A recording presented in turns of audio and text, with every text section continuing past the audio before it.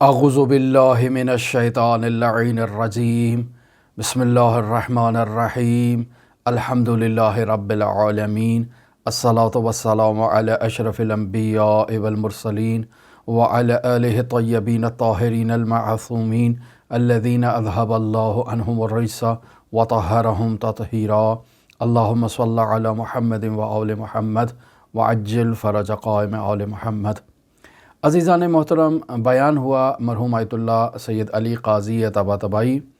10 سال تک مرحوم آیت اللہ مرتضیٰ کشمیری کے ساتھ رہے اور ان کی عقیدت مندانہ آپس میں ان کے تعلقات تھے،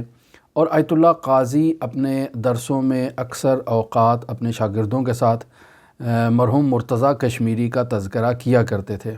اور لہٰذا آیت اللہ کوچانی نقل کرتے ہیں کہ مرحوم آیت اللہ مرتضیٰ کشمیری کے لیے مرحوم قاضی کی نظر کچھ اس طرح سے تھی کہ وہ توحید و عرفان کے میدان میں ذات احدیت کے مقام خلوص تک، یعنی بہت بلند مقام جہاں صرف توحید ہو اور کچھ نہ ہو، اس مقام تک مرحوم سید مرتضیٰ کشمیری نہیں پہنچے ہوئے تھے، یعنی بہت بلند پائے کے عارف نہیں تھے۔ ان کے جو عرفان میں کمال کی بلند ترین جو سطح ہے جو مرحوم قاضی نے بیان کیا ہے کہ وہ عوالم کے اطراف میں موجود تھے اور کرامات ان سے ظاہر ہوا کرتی تھی، جہاد بن نفس کے میدان میں وہ مصروف تھے اور بہت زیادہ ان کی جد و جہد تھی، لیکن توحید کے وہ بہت بلند مقام جہاں ایک عارف کی پہنچ کی آخری سطح ہے، اس مقام تک مرحوم سید مرتضیٰ کشمیری نہیں تھے۔ آیت اللہ قاضی کہتے ہیں لیکن ہم ان کے ساتھ تمام اس مدت میں گویا ایسے ان کے ساتھ ہم رفتار کیا کرتے تھے جیسے ہمارے ہاتھوں میں عصا ہے، یعنی ایک بوڑھا انسان جب ایک نوجوان انسان کے ساتھ چلے تو یقینی بات ہے بوڑھا انسان اس نوجوان انسان کے ساتھ قدم بقدم چلنے کی توان نہیں رکھتا ہے، تو وہ عصا اس کے ہاتھ میں ہوتی ہے، آہستہ آہستہ چلتا ہے، تو ایسے میں جو ہے وہ نوجوان ظاہر ہے اس کی ایک رفتار تیز ہوتی ہے، تو مرحوم قاضی خود کو اس بوڑھے انسان کے ساتھ تشبیہ دے رہے ہیں اور آیت اللہ مرتضیٰ کشمیری کو گو کہ نوجوان کی طرح تشبیہ دے رہے ہیں، فرما رہے ہیں کہ ہم ان کے ساتھ ان کی رفتار کے ساتھ گویا کہ ان کے ساتھ مدارا کیا کرتے تھے اور عصا ہاتھ میں لے کر گویا کہ چلا کرتے تھے اور نہایت ہی احتیاط سے کام لیا کرتے تھے کہ کہیں یہ سید جلیل القدر ہماری کسی بات سے ناراض نہ ہو جائے، لہٰذا آرام آرام سے ہم ان کے ساتھ چلا کرتے تھے، اور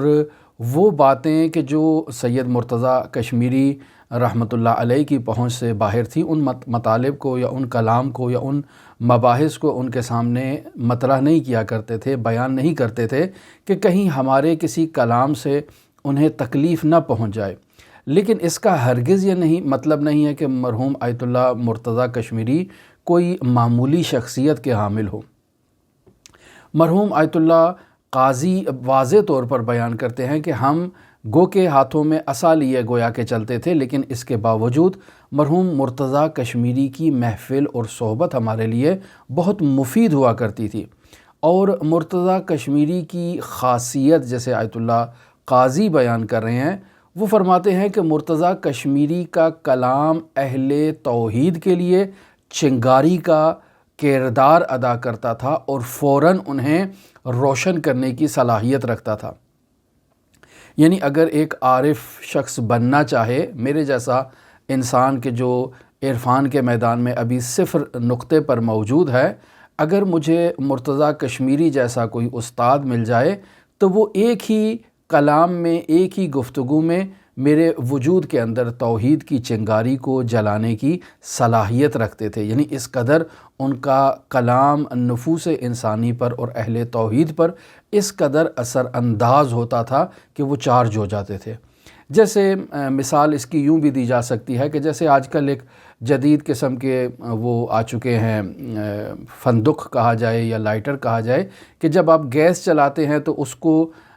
ساتھ میں جب آپ اس کو روشن کرتے ہیں یا چلاتے ہیں چنگاری اس سے ابھرتی ہے تو گیس کا چولہا فوراً روشن ہو جاتا ہے۔ تو آپ تصور کریں مرحوم مرتضیٰ کشمیری کا کلام اس چنگاری کی مانند ہے، اور آگے سے اہل توحید گویا کہ اس کے اندر پہلے سے وہ استعداد، توانائی اور صلاحیت موجود ہے۔ جیسے ہی ان دونوں کی آپس میں ملاقات ہوئی اور مرتضیٰ کشمیری نے کوئی کلام ان کے ساتھ کیا، کوئی گفتگو کی، تو وہ فوراً توحید کے میدان میں فعال ہو جائے گا اور سیر و سلوک کے میدان میں جو ہے وہ اپنا سفر آغاز کر دے گا۔ لہٰذا اسی وجہ سے کہا جاتا ہے کہ سیر و سلوک میں استاد کا ہونا نہایت ضروری ہے۔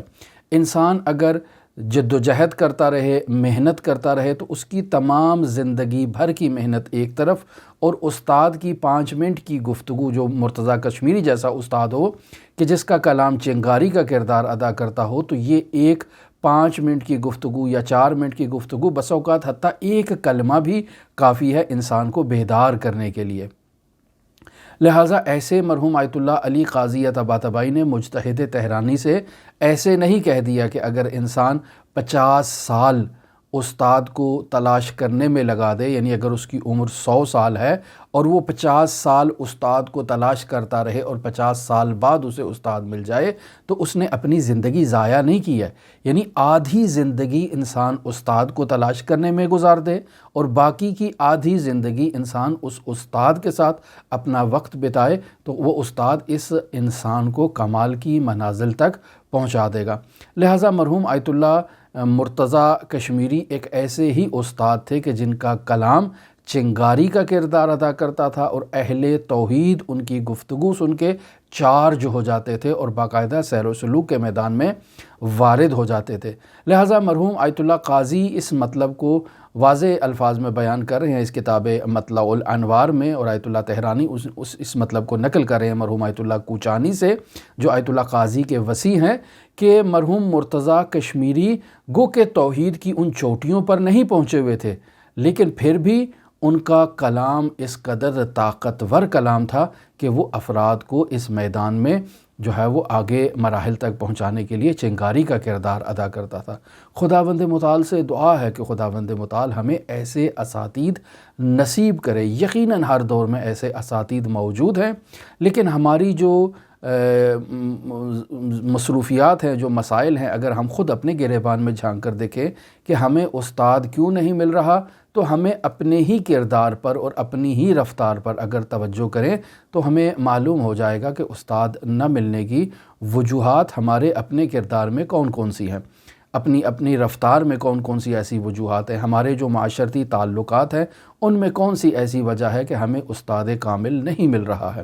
لہٰذا ہم بطور معمول جو اکثر افراد ہم سے رابطے میں رہتے ہیں، وہ در واقع دوسروں کو قصوروار ٹھہرانے کی کوشش کرتے ہیں کہ استاد نہیں ہے۔ ہم نے کیا کیا ہے اس میدان میں؟ ہم نے خود کو کتنا تیار کیا ہے کہ ہم ایک استاد کی بارگاہ میں پہنچنے کی صلاحیت رکھتے ہوں؟ کیا واجبات ہماری اس انداز کی ہیں؟ کیا محرمات سے اجتناب ہمارا اس انداز کا ہے؟ ہم نے کسی مومن سے کہا کہ محرمات سے اجتناب بہت ضروری ہے، بالخصوص محارم سے، نامحرموں سے اجتناب بہت ضروری ہے، تو وہ کہتے ہیں ایسا تو ممکن ہی نہیں ہے۔ ہم جس معاشرے میں زندگی کرتے ہیں اس معاشرے میں اگر ہم کسی نامحرم کو نہ دیکھیں یا اس کی آنکھ میں آنکھ ڈال کر بات نہ کریں تو وہ معاشرہ ہمیں برا تصور کرے گا، یا تصور ایسا کرے گا کہ ہم انہیں رسپیکٹ نہیں دے رہے ہیں، احترام نہیں کر رہے ہیں۔ لہٰذا اس معاشرے میں رہنے کے لیے ضروری ہے کہ ہم ان کی آنکھوں میں آنکھیں ڈال کر بات کریں، وگرنہ ممکن ہی نہیں ہے۔ تو ایسے میں عزیزان کیسے ایک انسان سیر و سلوک کی وادی میں سفر کر سکتا ہے؟ کیسے انسان آگے بڑھ سکتا ہے؟ کیسے انسان مدارج عالیہ طے کر سکتا ہے؟ اور پھر یہاں سے آپ اس مسئلے کو شروع کریں، اور وہ تمام جو مسائل جن سے ہم معاشرے میں روبرو ہیں اور دو چار ہیں، یقینی بات ہے آج کل کے دور میں اگر کسی شخص کو سیر و سلوک کی تعلیم دی جائے تو گویا کہ اس کا یہی مطلب ہے کہ اسے کہا جائے کہ تم جا کر پہاڑوں پہ زندگی کرو، چونکہ معاشرے میں زندگی بسر کرنے کے جو زمینہ ہے، جو پلیٹ فارم ہے، وہ فراہم نہیں ہے، چونکہ معاشرے میں اس قدر برائیاں پھیل چکی ہیں کہ انسان کہاں کہاں خود کو محفوظ رکھے، اور پھر انسان توقع رکھے کہ اب یہاں استاد کامل بھی آ جائے اور وہ ہمیں نصیحت کرے اور وہ ہمیں جو ہے وہ یہ سفر طے کروائے، ایسا کیسے ممکن ہے؟ خداوند متعال ہماری ہدایت کرے، خداوند متعال ہمیں یہ توفیق دے کہ ہم خود کو بچا سکیں، خود کی حفاظت کر سکیں، واجبات پر عمل کرنے میں اور محرمات کو ترک کرنے میں خداوند متعال ہمیں پختگی عطا کرے، تاکہ ہم ان سفر کے اور اس سیر و سلوک کے مسافر قرار پا سکیں۔ آپ تمام عزیزان کے لیے اس مقصد میں کامیابی کے لیے 8ویں امام علی ابن موسیٰ رضا علیہ الاف و تحیت و ثنا کی نورانی بارگاہ میں نائب و زیارہ بھی ہیں اور دعا گو بھی ہیں۔ اللہم صلی علی محمد و آل محمد وعجل فرج قائم آل محمد۔